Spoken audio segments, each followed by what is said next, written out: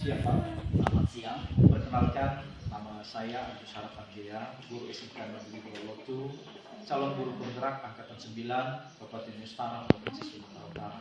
Pada kesempatan kali ini, izinkan saya mewawancari Bapak tentang mengidentifikasi kasus-kasus dilema etika dan rujukan moral. Untuk itu Pak, izinkan saya menyampaikan beberapa pertanyaan. Yang pertama, selama ini bagaimana Bapak mengidentifikasi kasus-kasus yang merupakan dilema etik atau rujukan moral? Baik, terima kasih. Perkenalkan, nama saya Yasato Harefa. Saat ini menjabat sebagai Kepala SMK Negeri 2 Lotu, Kabupaten Nias Utara.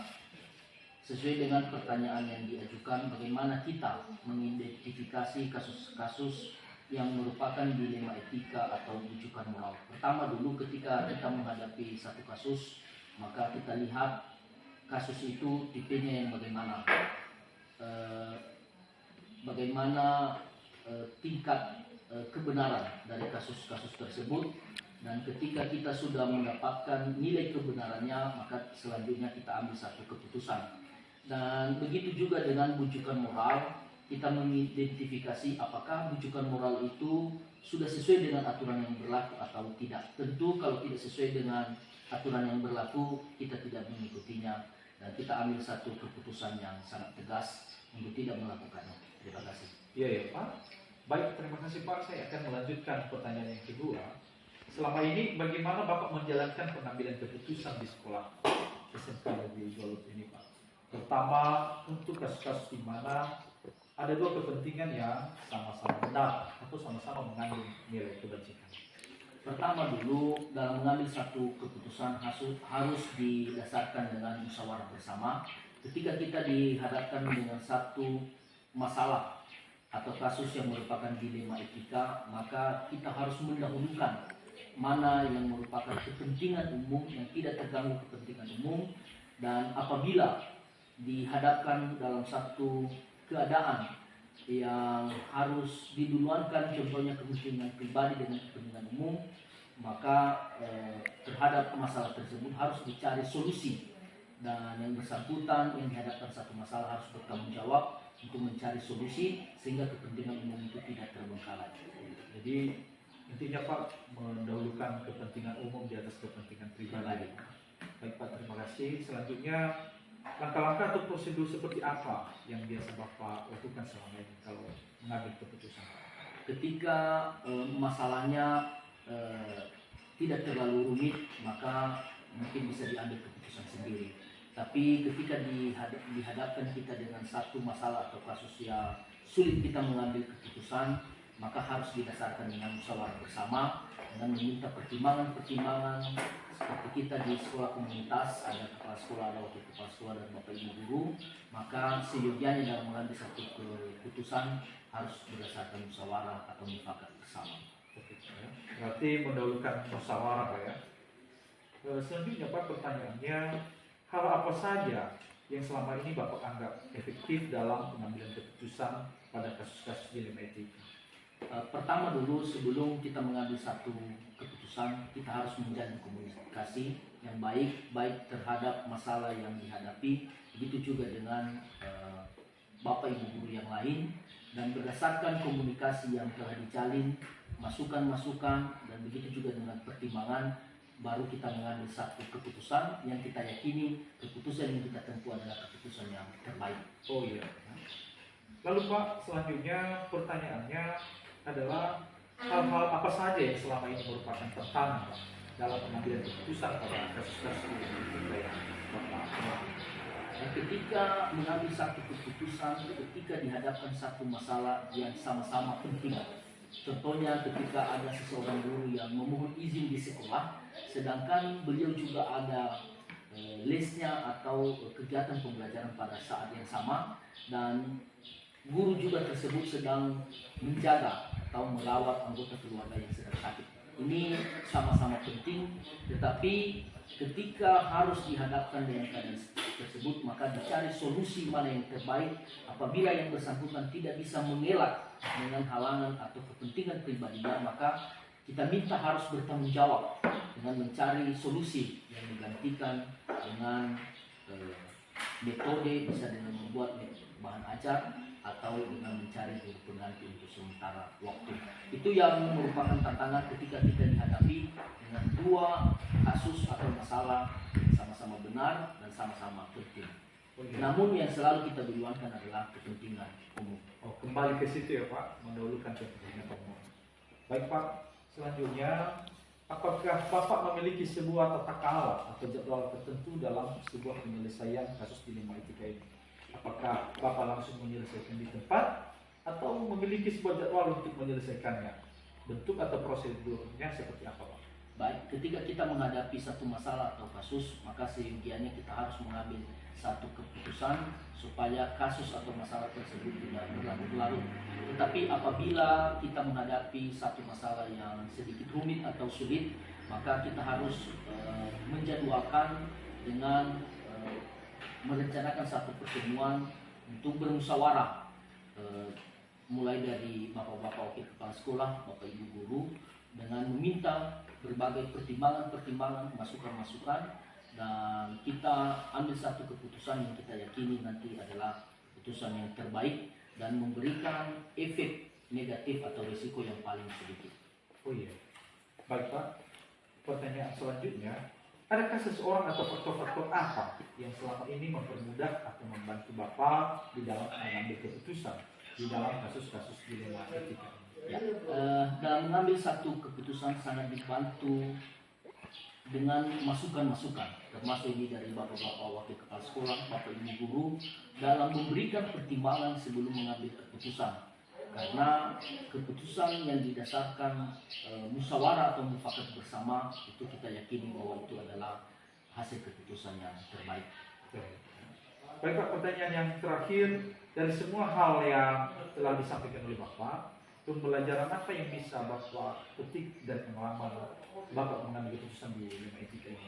Pertama dulu, memberikan pengalaman tersendiri bahwa dalam mengambil satu keputusan yang didahulukan adalah kepentingan umum atau kepentingan universal. Sedangkan tadi untuk masalah yang merupakan bujukan moral, maka kita harus mengambil satu keputusan berdasarkan aturan yang berlaku, dan kita harus bertindak tegas apabila bujukan tersebut sudah melenceng dari aturan-aturan yang berlaku. Baik Pak, terima kasih respon atas pertanyaan-pertanyaannya dan kesempatan pada siang hari ini. Kiranya pertemuan ini bermanfaat dan jawaban-jawaban ini juga menjadi inspirasi bagi kami calon guru penggerak di dalam mengambil keputusan dan memainkan peran sebagai pemimpin pembelajaran ke depannya. Terima kasih. Baik, terima kasih. Sukses semoga lulus nanti menjadi guru penggerak. Amin. Terima kasih.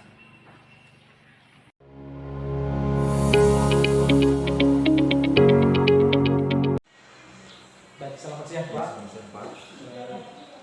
Terima kasih Pak atas waktu yang telah diberikan kepada saya, atas kesediaan waktu Bapak untuk saya wawancarai terkait dengan kasus-kasus yang berkaitan dengan dilema etika dan bujukan Pak. Ya. Sebelumnya Pak, perkenalkan, nama saya Agus Harapan Dea, guru SMK Negeri 2 calon guru penggerak Angkatan 9 Kabupaten Ustara, Provinsi Sumatera Utara. Langsung saja Pak, langsung di pertanyaan pertama. Selama ini Pak, bagaimana Bapak dapat mengidentifikasi kasus-kasus yang merupakan dilema etika atau bujukan moral?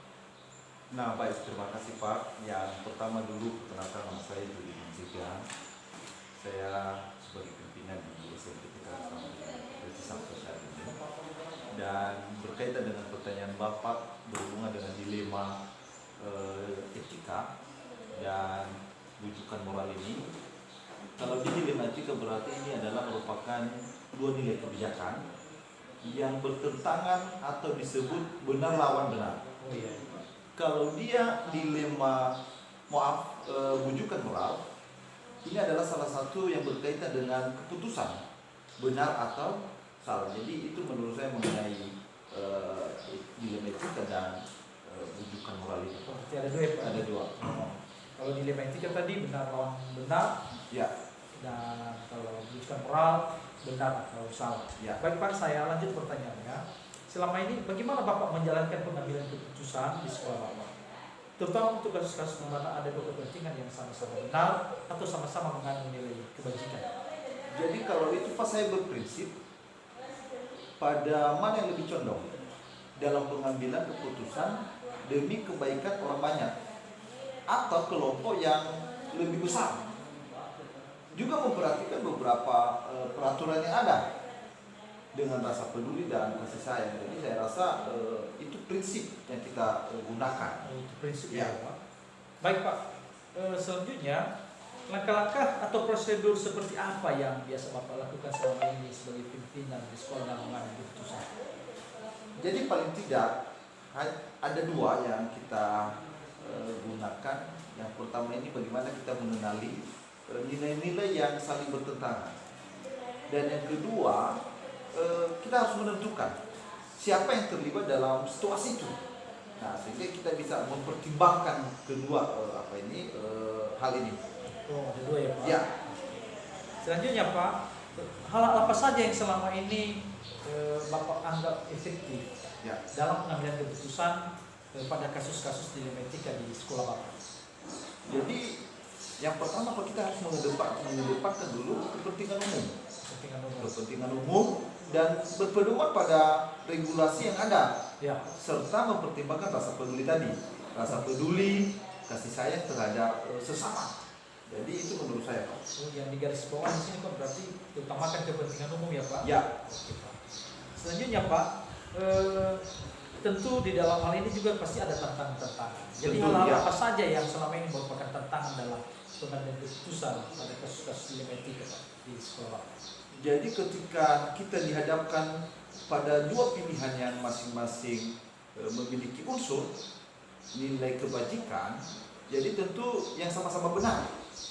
Nah, yang sama-sama benar butuh kehati-hatian. Oke, hati-hati. Nah, jadi kita butuh kehati-hatian dalam pengambilan keputusan mana yang lebih tepat untuk hal itu. Oh, Jadi itu menurut saya Pak. oh iya Pak. Baik Pak, saya lanjut. Apakah Bapak memiliki sebuah tata kala atau jadwal ini Pak Ya. tertentu dalam sebuah penyelesaian kasus dilema etika? Misalnya Pak, apakah langsung Bapak menyelesaikan masalah di tempat atau menyesuaikan jadwal Ya. untuk menyelesaikannya? Ya. Bentuk atau prosedur seperti apa yang Bapak lakukan? Jadi selama ini dengan situasi yang kita hadapi ketika ada sesuatu masalah, maka kalau keputusannya bisa diambil pada saat itu, maka saya selesaikan di tempatku juga. Iya ya. Nah, dan apabila keputusannya rumit, ini agak-agak rumit dia, maka saya mempertimbangkan dengan meminta kelonggaran waktu ya, untuk bisa mengambil keputusan yang lebih tepat. Jadi artinya kita sesuaikan sikon keadaannya terjadi. Apabila bisa diselesaikan pada saat itu diselesaikan. Iya, kita selesaikan. Ketika membutuhkan pertimbangan berarti dimungkinkan ada kelonggaran waktu. Betul.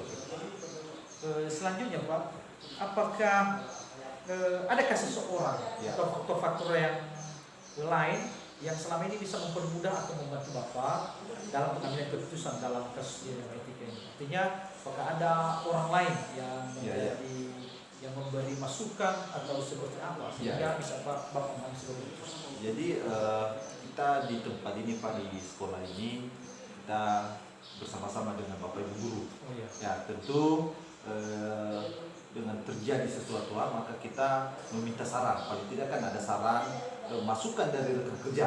Oh begitu. Nah sehingga membantu kita dalam mengambil satu keputusan mana yang lebih tepat dan benar akan hal itu. Jadi kita kembalikan kepada kawan-kawan atau rekan kerja Oke. dalam menyelesaikan sesuatu. Berarti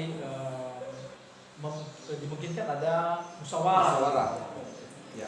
Baik Pak, pertanyaan yang terakhir ini Pak. Dari semua hal yang telah Bapak sampaikan tadi, kira-kira pembelajaran apa yang bisa Bapak ambil dari pengalaman Bapak mengambil keputusan dilema etika ini? Jadi dalam pengambilan keputusan dilema etika ini harus kita mengedepankan kepentingan umum Oh iya. di atas kepentingan pribadi, dan selanjutnya tidak menabrak aturan mainnya. Ya, aturan main yang ada serta mempertimbangkan rasa peduli, ya, rasa peduli dan kasih sayang terhadap sesama. Jadi itu menurut saya apa mengenai keputusan di dilema ini, dilema etika itu. Berarti yang perlu kita garis bawahi Pak, juga mengutamakan kepentingan umum ya Pak. Ya, ya. Ya, tentunya menyesuaikan dengan aturan yang ada. Ya. Baik Pak, terima kasih atas Ya, tanggapannya. terima kasih, Pak. Kiranya hal ini menjadi inspirasi bagi kami calon guru penggerak Ya. di dalam mengambil keputusan kelak menjadi seorang pemimpin pembelajaran. Terima Siap. kasih Pak atas waktunya. Terima kasih.